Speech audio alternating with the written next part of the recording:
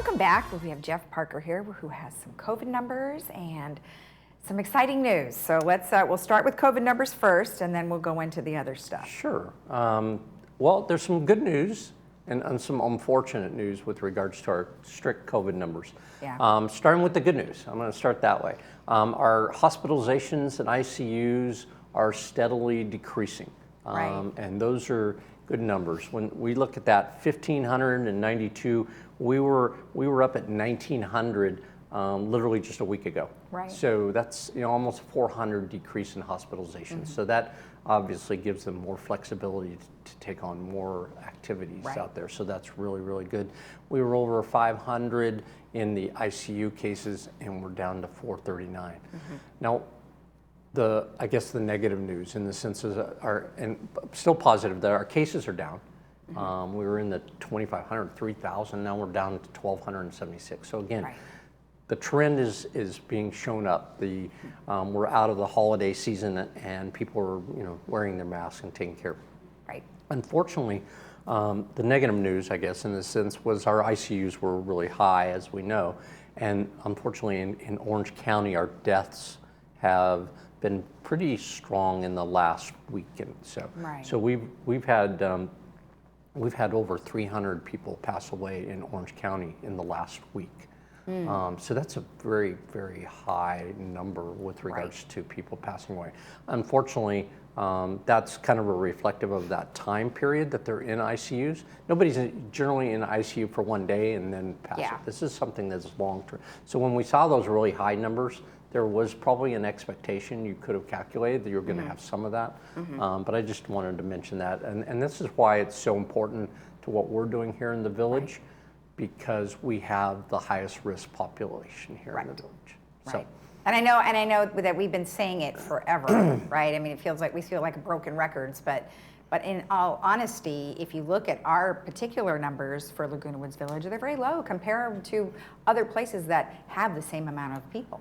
Yes, I think especially in the cases, we are at a situation where we've seen a big jump in basically from this time at the end of December to end of January. We went from 208 cases to 327 cases now. But again, that's reflective of that holiday season. And this is again Laguna Woods, the city, not just the village. And unfortunately, our deaths have gone up too.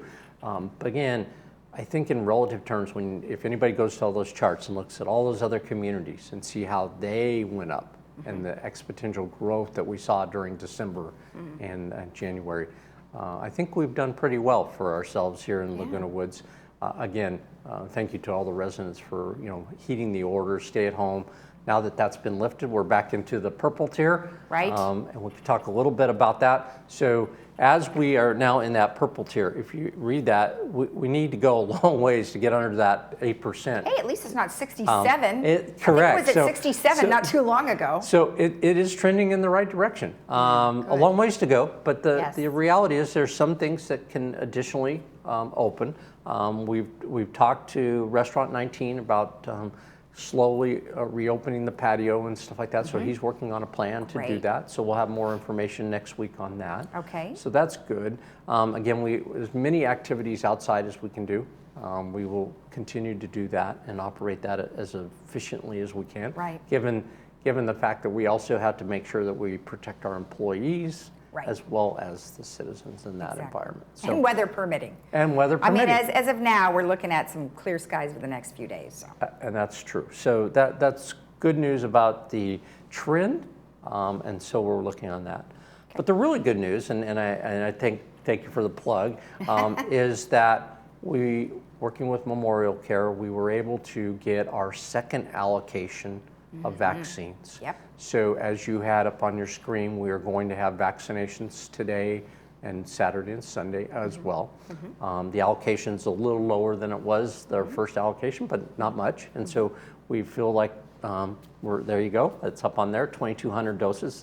And so we're excited about that we can continue this process. We're really, again, focusing on our 75-year-old and trying to take care of that population first before we get into the 65-year-old individuals. So really focusing on that, and what we learned from our first one is how we communicate. We've indicated to you, and you put it up on the board, and I want to say it again, we're doing it by appointments. So people need to realize they have to have an appointment. Don't just drive up there. It just causes more traffic problems and more operational and logistic problems. So unless you have an appointment or unless you're contacted, please don't just show up to the location. Right.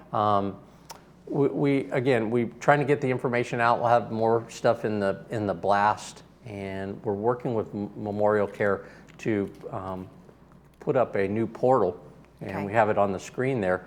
And this portal is going to be connected to our website too, along that. But what you can do, and what this is going to get implemented, is individuals who live in the community can put their resident ID in this. They can go to this portal. They can put their resident ID, and it is going to tell them when their vaccination appointment is. Wow. So they don't have to call anymore to that call-in number and say, hey, what's going on or anything. They can actually go in here, plug their ID in, and it's going to say, hey, your appointment is on so-and-so day at certain time, Clubhouse 7, it's your first dose, it's the Moderna, and then you're set to go. And you know when your appointment is, and that's going to, I think, reduce the amount of conflict that there's been since people asking questions and getting information, seeing an email, is the email correct? This will confirm that. We're still going to notify people, so we're going to take that activity. But again, the perspective of this is, this will tell you if you have an appointment, and if you have an appointment, please show up or decline if you're going to decline, because maybe you already went to SOCA. We want to know that as well. If you don't have an appointment, it means you're going to get an appointment further down on our weekend schedule. It's not that it's not going to happen, it's just not happening this weekend. Correct. Okay, so if they go in and they put in their ID, and then it says that in the right-hand side there, it says no appointment is found for the resident ID entered. So that means, okay, don't worry about it, try again. Like, when do you assign these? Like, in the portal, when do you assign them? So the way they've been assigned is basically Wednesday, Thursday before the Friday event. And we're going to try to continue that because we want to be consistent. So probably the best time to look is either Wednesday afternoon or Thursday to see whether or not you have that appointment Friday, Saturday, or Sunday. All right, and where will this portal be available? It's going to be linked to our website here in Laguna Woods. And so we'll have that set up, and you can also go on the Memorial Care through theirs too. So you can go either way, is my understanding. Now, through our website then, could it be potentially the substitute the red button that says coronavirus update? Maybe that would be it? That's what we're looking at. So I don't have the specifics, but we will get that out, and that'll be in the blast today, and we'll make sure people understand how to connect with this portal. Great. So in any case, you're hoping to get the portal up prior to next Wednesday? And actually today, so that we can have it for this weekend.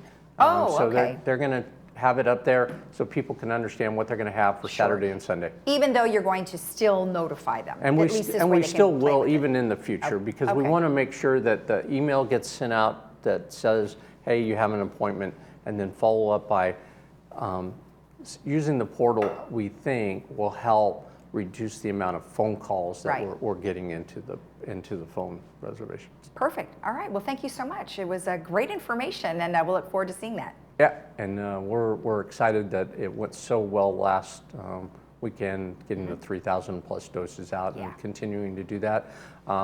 We saw an article just recently in the LA Times about some seniors having to wait outside for a long period of time, and I think this has been nice that we've been able to do this for our village. Absolutely, and I'm sure they appreciate it. Thank you. Thank you. All right, when we come back, we'll have Elsie Addington with a United update. Stay tuned.